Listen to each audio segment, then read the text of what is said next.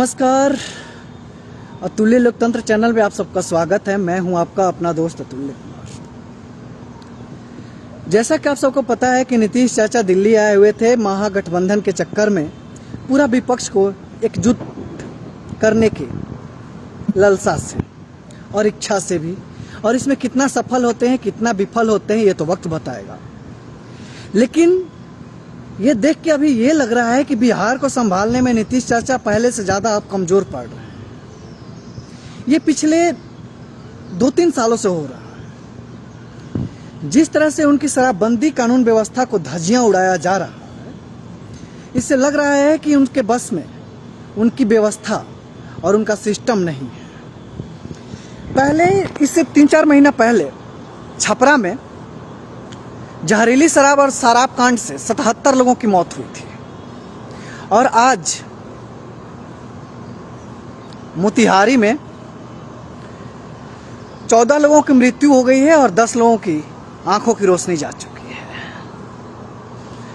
अब इस मुद्दे पे नीतीश चाचा क्या कहेंगे? वो तो यही कहेंगे कि हम जब जानते हैं कि जहर है तो जहर पीने क्यों जाते हैं। मैं नीतीश चाचा को बताना चाहूंगा कि ये जहर है और ये अमृत है। इसको समझाने के लिए और समझने के लिए दोनों लोगों को शिक्षित और एक पेज पे आना होगा। यानी कि आपको समझाने के लिए उतनी क्षमता होनी चाहिए और मुझे समझने के लिए उतनी क्षमता होनी चाहिए। तो आपके पास समझाने के लिए बहुत कुछ है, लेकिन मेरे पास समझने के लिए शिक्षा नाम रूपी अस्त्र नहीं है। जिस समुदाय की जहरीली शराब पीने से मृत्यु हुई है वो बरसों से स्कूल का मुंह नहीं देखा है और स्कूल का पिछवाड़ा भी नहीं देखा है। बस उसके लिए कागज पे वो तमाम तरह की व्यवस्थाएं और सुविधाएं दी गई हैं, लेकिन उसको जमीन पे आते आते वो सारी परियोजनाएं और व्यवस्थाएं आपके मंत्रियों और आपके अफसरों के पॉकेट में हो गई है, और पॉकेट में जाके अफसर और आपके करप्ट मंत्री और भ्रष्टाचार और माफियाओं का बैंक बैलेंस गरमा रही है। तो अभी नीतीश कुमार को जब कहा गया कि आप प्रधानमंत्री पद के उम्मीदवार हैं, आप प्रधानमंत्री पद के कैंडिडेट लग रहे हैं, तो कह रहे हैं कि मुझे और मेरा नाम प्रधानमंत्री पद से जोड़ के मुझे उद्देश्यों से मत भटकाइए, मैं उस पद के लिए उम्मीदवार नहीं। मैं पूछना चाहूंगा कि नीतीश चाचा, इससे पहले भी आप प्रधानमंत्री के उम्मीदवार नहीं थे, तो आपका उद्देश्य क्या था? बिहार की जनता का क्या किया? कहते हैं कि आप पिछले के लोगों से पूछ ले, अपने माता पिता से पूछ लो कि क्या था और हमने क्या किया। हमने पूछा अपने माता पिता से, उन्होंने बताया है कि कहां लिखा है कि 10 रुपया दे के 10,000 करोड़ घपला कर जाइए। बेटी बहनों को अपने स्कूल जाने के लिए प्रोत्साहित किया, बहुत बढ़िया किया, और मैं इससे खुश भी हूँ, क्योंकि वो तमाम बहनें, और कहा जाता है कि किसी घर को सही करना है तो उस घर की महिलाओं को शिक्षित करना जरूरी है। जिस घर की महिलाएं शिक्षित नहीं हैं, उस घर की पीढ़ी दर पीढ़ी वैध है, यानी कि जाएगी ही जाएगी। लेकिन जिस घर की महिलाएं शिक्षित हैं, जिस घर में महिलाओं को इज्जत और सम्मान दिया जाता है, उस घर का उत्थान और उस घर के बच्चों का भविष्य और संस्कार सब सुरक्षित है। लेकिन हमारी बहनों को अपने स्कूल देके साइकिल देके रोड पे ला दिया, ना उनको रोजगार दिया, ना उनके भाइयों को रोजगार दिया, ना उनको पिता का रोजगार दिया। और अब उनके भाई का आलम यह है कि भाई दारू की होम डिलीवरी कर रहे हैं। अब ये बहन अपने भाई की होम डिलीवरी से परेशान है, क्योंकि भाई को उठा के पुलिस ले जाती है और बाबूजी दारू पी के मरिए जाते हैं। तब बताइए कि ऐसा बहन शिक्षा होके क्या कर लेगी और शिक्षित होके क्या करेगी? आप सबको पता है कि बिहार का जो समाज है और बिहार की जो परिवेश है, उसमें महिलाओं का कितना उत्थान अचानक मिलता है।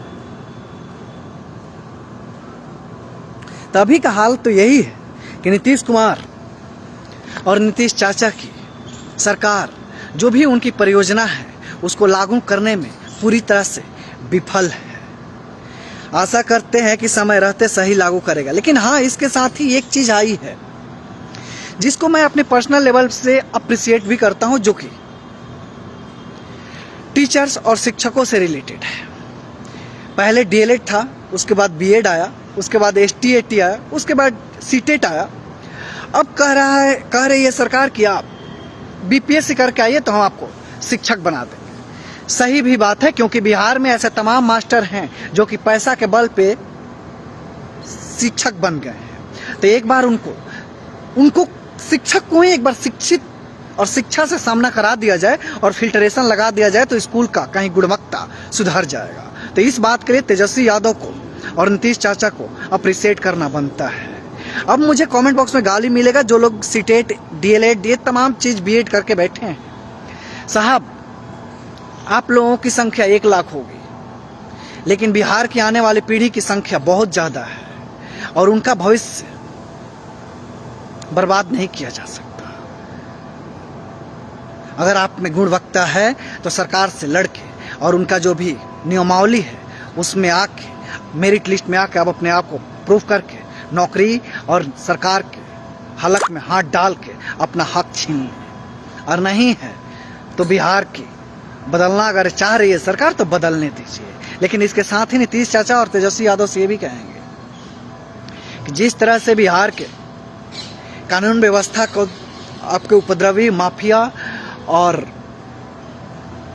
अपराधी धज्जियां उड़ा रहे हैं, इसको देख लीजिए आप लोग। स्वास्थ्य विभाग का क्या लच्चर प्रदर्शन हो रहा है। और इसके साथ ही हमारे जो छोटे भाई बंधु हैं जो अभी 10वीं पास किए हैं, उनके मार्गदर्शन के लिए आप लोग जिला लेवल पे, प्रखंड लेवल पे एक कमेटी बना के अगर उनको गाइड करते तो मुझे लगता है कि बिहार का स्थिति और बिहार की नींव और ज़्यादा मजबूत होती।